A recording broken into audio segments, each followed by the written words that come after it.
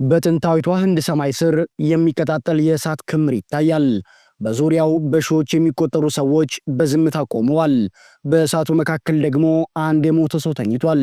በድንገት አንዲት ወጣት ሴት ማለትም የሟቹ ሚስት በደመቀ የሰርግ ልብስ ተውባም ወደ እሳቱ ትቀርባለች። በፍርሃት ሳይሆን በጽናት፣ በለቅሶ ሳይሆን በዝማሬ ወደሚቀጣጠለው እሳት ውስጥ ትገባለች። ከባሏ አስክሬን ጎንም ትተኛለች። ይህ ትዕይንት ተረት አይደለም። ለዘመናት በሺዎች የሚቆጠሩ ሴቶችን ሕይወት የበላም ሳቲ በመባል የሚታወቀው አስከፊው ስርዓት ነው። ዛሬ በዚህ ቪዲዮ ከዚህ ድርጊት በስተጀርባ ያለውን ሚስጥር፣ ታሪክና ሰብአዊ ሰቆቃም በጥልቀት እንመረምራለን። የሳቲን ታሪክ በማስረጃዎች ተደግፈን እንመለከታለን። እስኪ በአይነ ህሊናችሁ አስቡት። በአንድ ወቅት አንዲት ሴት የምትወደው ባለቤቷን በሞት ስታጣም ለሐዘን የምታገኘው ጊዜ አልነበረም። ይልቁንም ሕይወቷን ለዘላለም ለመሰናበት ትገደዳለች። የባሏ አስክሬን በሚቀጣጠልበት እሳት ውስጥም ዘላ በመግባት አብራ ትቃጠላለች። ይህ ሳቲ ይባላል። ለብዙዎች የፍቅር ጥግ፣ ለብዙዎች ደግሞ እጅግ ዘግናኝ ጭካኔ ነው። አንዲት ሴት በሕይወት እያለች በእሳት ስትጋይ ምን ይሰማታል? ሰውነቷ በቃጠሎ ሲቃጠል፣ ሳምባዋ በጭስ ሲሞላና ጩኸቷ በከበሮ ድምፅ ሲታፈን ይህ ቅዠት ሳይሆን ለዘመናት በህንድ ምድር እንደ ቅዱስ ስርዓት ሲፈጸም የነበረው ሳቲ ነው። ሳቲ ምንድን ነው? ትርጉሙና መነሻውስ ከየት መጣ? በሰፊው እንግባበት። ሳቲ የሚለው ቃል የመጣውም ሳት ከሚለው የሳንስክሪት ቃል ሲሆን ትርጉሙም እውነተኛ ወይም ደግሞ ንጹህ ማለት ነው። ስርዓቱ አንዲት ሴት ባሏ ሲሞት እሷን ከባሏ አስክሬን ጋር እሳት ውስጥ ይጨምራል። እንዲሁም ተጨምራ እንድትቃጠል የሚያስገድድ ወይም የሚያበረታታ ድርጊትና ባህል ነው። በሂንዱ አፈታሪክ ሳቲ የተባለችው አምላክ አባቷ ባሏን በመሳደቧም የተነሳ በቁጭት ራሷን በእሳት ውስጥ እንደሰዋችም ይነገራል። ነገር ግን እሷ የሞተችው ባሏ በሕይወት እያለ እንጂ ከባሏ ጋር አልነበረም። የታሪክ ምሁራን እንደሚሉት ከሆነም ድርጊቱ በሰፊው መታየት የጀመረው ከክርስቶስ ልደት በኋላም ከ300 እስከ 400 ባሉት ዓመታት በጉፕታን ግዛት ዘመን እንደሆነም ይነገራል።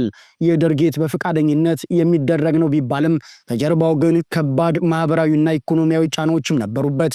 አንዲት ሴት ራሷን ከባሏ ጋር ከሰዋች የ7 ትውልድ ኃጢአት እንደሚሰረዝና ቤተሰቦቿም ቅዱስ እንደሚሆኑ የሚታመን ነበረም።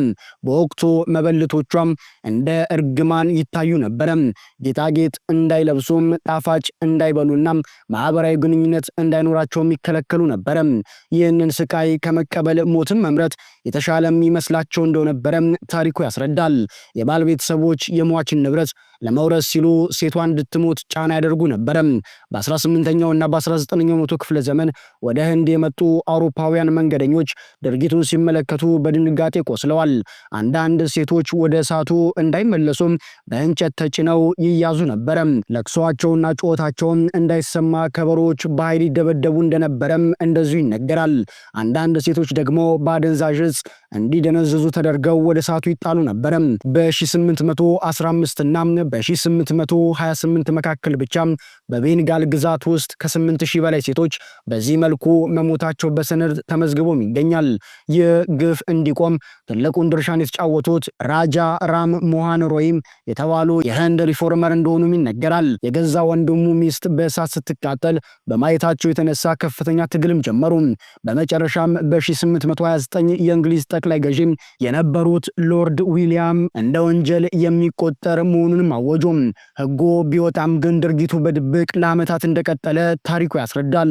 የሳቲ ስርዓት ዛሬ ላይ ታሪኩ እንደሆነ እንደዚሁ በህንድ ይነገራል። የመጨረሻው ትልቅ የሳቲ ድርጊት የተፈጸመው በ1987 ሮፕ ካንዋር በተባለችው የ18 ዓመት ወጣት ላይ እንደነበረም ታሪክ ይመሰክራል። ይህ ክስተት ዓለምን አስቆጥቶም ህንድ ይበልጥ ጠንካራ ህግ እንድታወጣም አስገድዷታል። ሳቲ የሚያስተምረን ነገር ቢኖር በባህልና በሃይማኖት ስም የሚፈጸሙ ግፎች በሰው ልጅ ህሊናና በትክክለኛው ዕውቀት እንዴት ሊሸፈን እንደሚችሉ ነው። ዛሬ እነዚህ ሴቶች የምናስታውሳቸው እንደ ቅዱሳን ሳይሆን የአንድ ጨለማ ዘመን ሰለባዎች አድርገን ነው። እናንተስ ምን ትላላችሁ? ውድ ቤተሰቦችም ባህልን ከሰብአዊ መብት ጋር እንዴት ማስታረቅ ይቻላል? ሐሳባችሁን በኮመንት ላይ አጋሩን። ይህንን አደገኛና በርካቶችን የሚያስደነግጥ በሀገረ ህንድ በሴቶች ላይ የሚፈጸመውን ግፍ አንስተን ስለ ህንድ ባህልና አስገራሚ ሃይማኖታዊ ክንውኖችን አለማንሳትም አንችልም። ስለ እነርሱም ጥቂት ልላችሁ ወደድኩኝ። የህንድ ሃይማኖታዊ ህይወትና አምልኮ እጅግ ጥንታዊ፣ ውስብስብና በብዙ ሚሊዮን አማልክት የተሞላ ነው።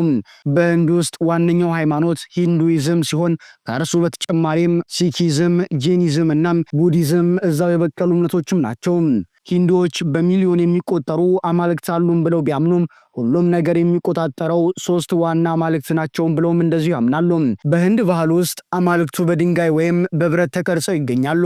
አማኞቹ እነዚህ ምስሎች እንደ አምላክ ብቻም ሳይሆን አምላክ የሚያድርባቸው ማደሪያዎች አድርገውም ያያሉ። ፑጃ በየቀኑ የሚደረግ የአምልኮ ስነስርዓታቸው ሲሆን ምስሎቹን ማጠብ፣ ልብስ ማልበስ፣ አበባ ማቅረብና ዕጣን ማጠን ይካተትበታል። እንደዚሁም ደግሞ ተፈጥሮን እንደ አምላክ ማየት በህንድ የተለመደ ድርጊት ነው። የህንድ አምልኮ ከሰው መሳይ አማልክት ባለፈም ወደ ተፈጥሮም ይዘልቃል። ይህ ለብዙዎች እንደ ባዕድ አምልኮ ሊታይም ይችላል። ነገር ግን በህንድ እጅጉን ጠንከር ያለ ሃይማኖታዊ ክንውን ነው። ላም በህንድ እጅጉን የተቀደሰችው እንስሳ እንደሆነችም ይነገራል።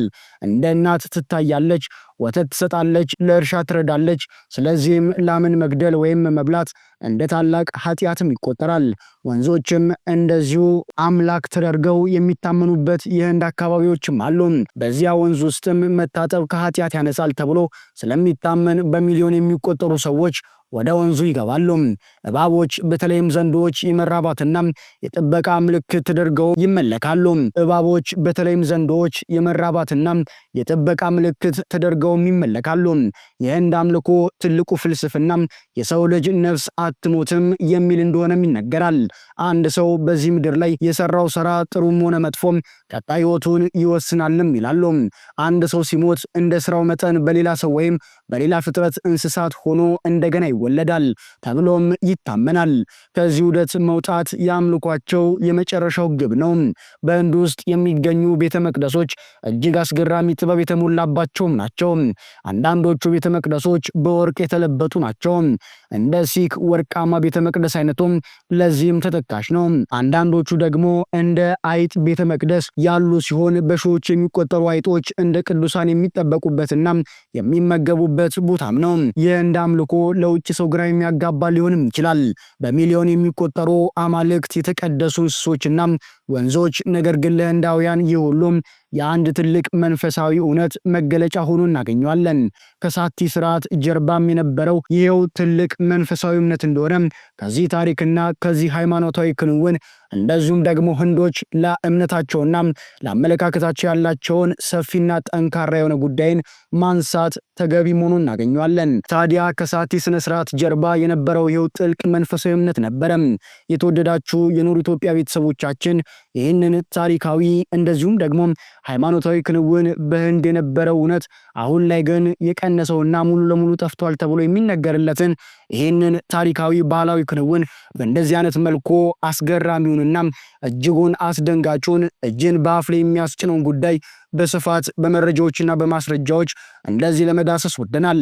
እንደነዚህ አይነት ወሳኝ፣ አነጋጋሪ፣ አስገራሚና ታሪካዊ ሃይማኖታዊና ባህላዊ ክንውኖችን በስፋት ወደ እናንተ አደርሳለሁ።